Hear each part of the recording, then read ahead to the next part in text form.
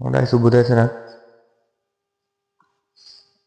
අධ්‍යාපන ප්‍රතිසංස්කරණ මේ රටට අවශ්‍යද නැද්ද? අවශ්‍යයි. ඒක තේරුම් ගන්න. අධ්‍යාපන විෂය කරන්න පටන් ගත්ත මනුස්සයා එතනින්ම කපල් දාලා පාගලා දාලා කරන්න පුළුවන් ජඩවල ටික ඔක්කොම කරලා ඒ කරන ක්‍රියාමාර්ගය නතර කරන්න එපා. ගල් පෙරලන්න ඕනේ බකට් ඔක්කොම ටික දාලා ඒක නතර කරලා සද්ද නැතුව ආයෙත් ඒක නෙවෙයි කරන්න තියෙන්නේ. මේකේ වැරදි දේවල් තියෙනවා නම් මේ මොඩියුල ඇතුළත් කරපු එකේ වැරදි දේවල් තියෙන වැරදි දේවල් ටික අයින් කරලා මේ ප්‍රතිසංස්කරණය කරන්න දීපල්ලයි මේ කෑ ගහන්නේ. කෑ ගහපුවම වෙන්නේ මොකද්ද? මේ රට තවත් අගාධයකට පත බෑන එක විතරයි වෙන්නේ. පිටරටකට ගිහිල්ලා කුණු කාණු වදින්න, টয়ලට් අදින්න උන් අපේ උන් යනවා මිසක් ලොකු බුද්ධිමත් රැකියාවක් කරන්න යන්නේ අතලොස්සයි යන්නේ. ඒකින්ද තේරුම් ගනියව. දැන් මේ රට ඇවිල්ලා තියෙන මේ ලෝකෙ දැන් යන්නේ AI තාක්ෂණය මත. කෘත්‍රිම බුද්ධිය මත මෙහෙයවන්නේ. දැන් වාහනයක් පදින්නත් බෑ කුටුම්බ පිටිය නැත්තම්. මොන මගුලක්වත් කරන්න වෙන බැංකුවට ගිහින් සල්ලි ටිකක් ගන්න බෑ කාඩ් එකේ දාලා. ওই දේවල් ගැන අවබෝධයක් නැත. දැන් ඉන්න දරුවන්ටවත් ওই ටික ගන්න දීපියව මේකට බකට් හෙලන්නේ නැතුව. එයි මේ බකට් දදා කරන්න පුළුවන් හැමදේම කරා. මේ රටට එන මොන දේ බැලුවත් මේක හරියන්නේ නැහැ කියලා නටනවා ආගමික නායකයෝ ටිකයි විශේෂයෙන් අපේ බෞද්ධ නායකයෝ. හැම දෙයක්ම නටනවනේ. යකෝ එහෙනම් කියපියව මේක කරන්න එපා මෙන්න මේ ටික කරපන්. දීපල්ලා හරි දෙයක් කරන්නේ කියලා. ලෝකෙ ගැන අධ්‍යයනය කරලා. කරන එකට කරන්න දෙන්නේ නැහැ. උන් කරන්නේ නැහැ. මේකේ ගොන් බూరు අලගෙඩි ටික බිහි කර තොපි මොකද්ද කරන්නේ? ඇයි මෙහෙම කරන්නේ? මේ රටට. මේ රට යකෝ හොඳ බුද්ධියක් තියෙන ස්වයං බුද්ධිය අවදි කරගන්න පුළුවන්. හිතලා දෙයක් කරන්න පුළුවන් මිනිස්සු ජනගහනයක් ඉන්න රටක් මේක. මේකේ උන්ගේ මොලේ තියෙන දේවල් මතක ශක්තිය තියෙන උන් ටික විතරක් උඩට එනවා. ස්වයං බුද්ධිය තියෙන එක අතරමඟදී නතරලා ඒක වලපල්ලට පත බෑවෙනවා. එහෙම කරන්න දෙන්න එපා. දැන්වත් තේරුම් ගනියව. මේ රටේ මේක දැන්වත් උඩට එන්න දීපියව. මේ රට ගොඩ එන්න. නැත්තම් වෙන්නේ මොකද්ද කියලාම තේරුම් ගන්න බෑ. හැමදාම තොපි වගේ හරක් ටික උඩ ඉන්න එකට බල්ටි ගහනවා. යට ඉන්නේ උන්ට රෝකඩ වගේ නටනවා. හරි මිනිහෙකුට ඇවිල්ලා හරි දෙයක් කරන්න දීපලා දේශපාලනේ ගා ගන්න එපා මේ අධ්‍යාපනයේට. මේකට දේශපාලනේ ගාගෙන මේ දේවල් කරගෙන ගියොත් හැම සැරේකම වෙලා තියෙන දේශපාලනයට ඕන විදිහට අධ්‍යාපනය වෙනස් වුණත් මිසක් අධ්‍යාපනයට ඕන විදිහට අධ්‍යාපන ප්‍රතිසංස්කරණ උනේ නැහැ. නව ලෝකයක් එක්ක. නව තාක්ෂණෙත් එක්ක. කී දෙනා දන්නේ ෆෝන් එක තමන්ගේ දරුවට සිලබස් එක නියම කරන් පස්සේ ඉන්ටර්නෙට් එකට ගිහිල්ලා කරුණු ටිකක් හොයන්න මෙන්න මේ මොඩියුල් එක බලන්න කියලා කිව්වන් පස්සේ දන්නේ කවුද? දරුවා විතරයි දන්නේ. දෙමව්පියෝ දෙන්න දන්නේ නැහැ ෆෝන් එකේ නම්බරයක්වත් සේව් කරගන්න.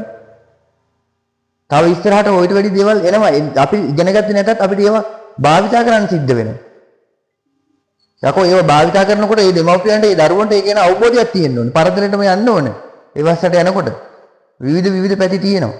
ඒකට හරියට රින් ගන්න නම් ඒ ගැන දැනගන්න ඕනේ. ඒ ගැන ඉගෙන ගන්න ඕනේ.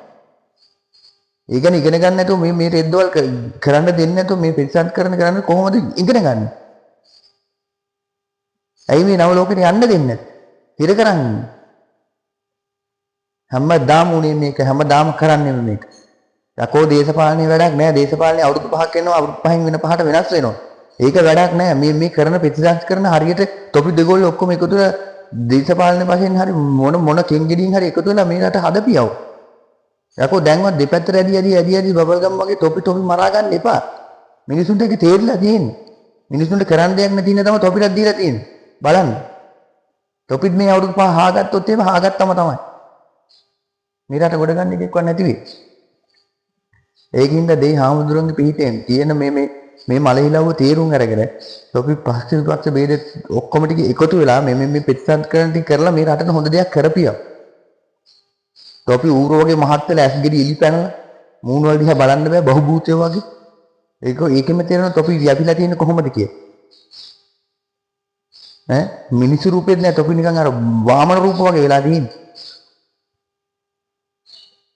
ඒකින්ද මේවා කරන්න තේරුම් ගන්න රටේ මිනිසුන් දැනුවත් කරන්නේ කොහොමද කියලා. වෙන්න ඕනේ වැරදි ටික අයින් කරලා හොඳ ටික අරගෙන ප්‍රතිසංස්කරණ ටික කරලා දරුවන්ට හොඳ අධ්‍යාපනය ලබා දීපල්. යකෝ අපි හැමදාම ජීවත් වෙන්නේ නැහැ. අපේ මේ සිංහල ජාතියක් ශ්‍රී ලංකික ජාතියක් මුස්ලිම් ජාතියක් බලපියව අපි මේ සමගින් ඉන්න වෙන රටවල මරාගෙන, පෙති ගහගෙන, කුලල් කාගෙන, ආගම්බ ගැටුම් දීර්ඝකාලීන තියෙන ලංකාවේ එහෙම සුවම්බුද්ධියක් තියෙන රටකට හරි අධ්‍යාපනයක් හරි දෙයක් ලබා දුන්නොත් මේක මේන්ටේන් කරගෙන යන්න පුළුවන්. බහුවිධ ජාති ජීවත් වෙන්න මේ රටේ කිසි ප්‍රශ්නයක් තියෙනවද? යම් කිසි කාලයක ප්‍රශ්න තියෙන මේව සිඳගෙන ඉන්නේ. ඒ අනවබෝධින් හින්දා. ඒ අනවබෝධය හැමදාම අරන් යන්න දෝනිත අපිට. යකෝ මේක තේරුම් අරගෙන දෙයි හාමුදුරනේ මේක කරන්න දීපල්ලා මේ ප්‍රතිසත් කරන ටික. කරලා ඉවරලා මේ අධ්‍යාපනයේ හරි රටාවකට නව තාක්ෂණ ටෙක්නොලොජි එකකට අරගෙන ඇවිල්ලා ඒක ඉදිරියට කරගෙන යන්න ප්‍රතිපාදන දෙන විදිහට ඒවා වැඩ කරපල්ලා. මේ ටික තේරුම් ගන්න ඉල්ල. දැන්වත් තේරුම් අරගෙන මේ ටික වැඩ ටික කරපියව. කියන්න තේරෙන්නේ නැහැ අපිට. අපිට හයියක් නැහැ. අපි දුප්පත් තමයි. අපිට තේරෙනවා කියන්න. අපේ දරුවන්ට උනත් දෙන්න මේ රෙද්ද ඇතුළේ ඉඳගෙන දෙන්නේ කොහොමද? දෙන්න දෙයක් තියෙනවද? තමන්ගේ දරුවෝ කල්ලි තියෙනවනම් පිටරට ගෙනගෙන උගන්වලා ගෙනලා ඒක ඉන්න ඕනේ මේ රටේ. ඉගෙනගෙන ආවත් වැඩක් නැහැ යකෝ මේ රටේ සිස්ටම් නැත්තම්. උට එහෙටම වෙලා තමයි ඉන්න වෙන්නේ. තොපිටත් එකයි අපිටත් එකයි ඇත්ත දැනගෙන ඒ විදිහට ජීවත් වෙන්න මේ රට හදපියක්. ඔය රෙද්දවල එකක් අල්ලගෙන යකෝ මේ රටේ වෙබ්සයිට් එකකට ගියාපුවම පොඩි එකෙක් අම්මලාට තාත්තලාට වැඩිය දන්නවා ෆෝන් එක හතුරන්න. ඔය රෙද්දක් අල්ලගෙන නටන්න නැතුව බොරුවට ඔය රෙද්ද අයින් කරන්න ඕනි තමයි. ඒව වැරදි දෙනවා තමයි. ඒව අයින් කරන්න ඕනි. නැත්නම් දරුවෙකුට තොපි ඔයිට වැඩි වෙබ්සයිට් වල දරුවෝ ගිහිල්ලා ඇති. ඇයි තො ගෙදර ඉන්න දෙමව්පියෝ දන්නවද ෆෝන් එක හතුරන්නේ? ෆෝන් එකේ වෙබ්සයිට් එකක් බලන්න දන්නවද? ඔය කෑ ගහන්න ඇවිල්ලා ඉන්න එකෙක්වත් දන්නේ නැහැ. ඔව් මචං good luck. හොඳයි. දැන්වත් මේ රට හරියට යන ට්‍රැක් එකකට දාගනින්න.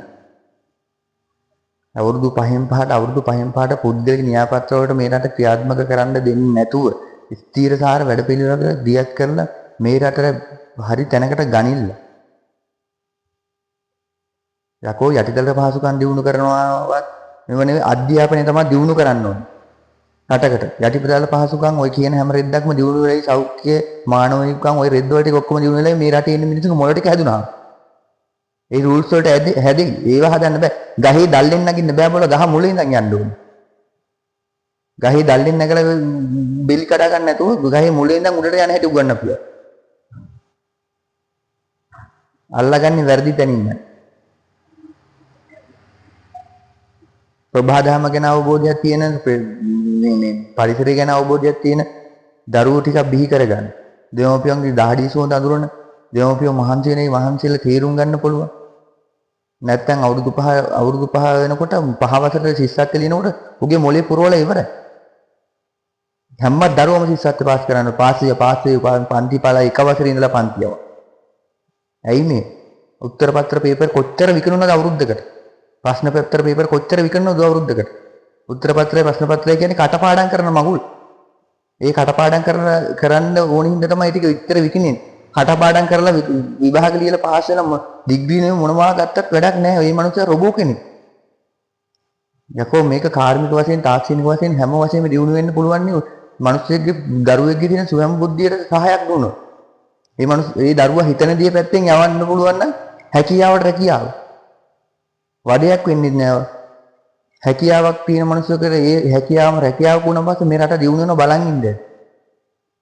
ඇග්‍රිකල්චර් ඩිග්‍රී තියෙන එක ෆිසිකල් කරනවා. ෆිසිකල් ඩිග්‍රී තියෙන එක ඇග්‍රිකල්චර් කරනවා. සිංහල ඩිග්‍රී තියෙන එක උගන්වනවා ඉංග්‍රීසි හරි තමිල් හරි. ගණන් ඩිග්‍රී තියෙන එක උගන්වනවා විද්‍යාව ඩිග්‍රී තියෙන එක උගන්වනවා ගණන්. මොකද්ද මේක? මෙහෙමද අධ්‍යාපන රටාවක් හැදෙන්න ඕනේ. ඈ නැටුම් ගුරුවරයා උගන්වනවා ස්පෝර්ට් ගුරුවරයා උගන්වනවා නැටුම් ඩාන්සින්. මෙහෙමද හැදිලා තියෙන්නේ. ජෑම් වෙලා මේක බුක් සෙලෙක්ට් එකක් කරලා තියෙන්නේ. දැන් මම එක ලියාගෙන ගිහිල්ලා මේක හදාගෙන ඉන්න. හදපල්ලා ඉස්සරහට. නැත්තම් හැමදාමත් පිටරට මිනිස්සුන්ට අතකොළුවක් වෙලා උන්ගේ පෑඩ් වෙලා තමයි අපිට ඉන්න වෙන්නේ හැමදාම. hina වෙනවා hina වෙවි අපෙන් වැඩ ගන්න. අපි මොන සුසුකම් පෙන්වලාද රටට යන්නේ? අපි යන්නේ කම්කරු ගෘහපාලිකා. කිසිම ටෙක්නොලොජි දැනුමක් තියෙන ජොබ් එකකට ගිහිලා තියෙනවා. ගොඩක් යන්න පුළුවන් විදිහට හදපියව මේ රට බුදු සරණයි. සියලු දෙවි දේවතාංග පිහිටින් මේක හදපියව.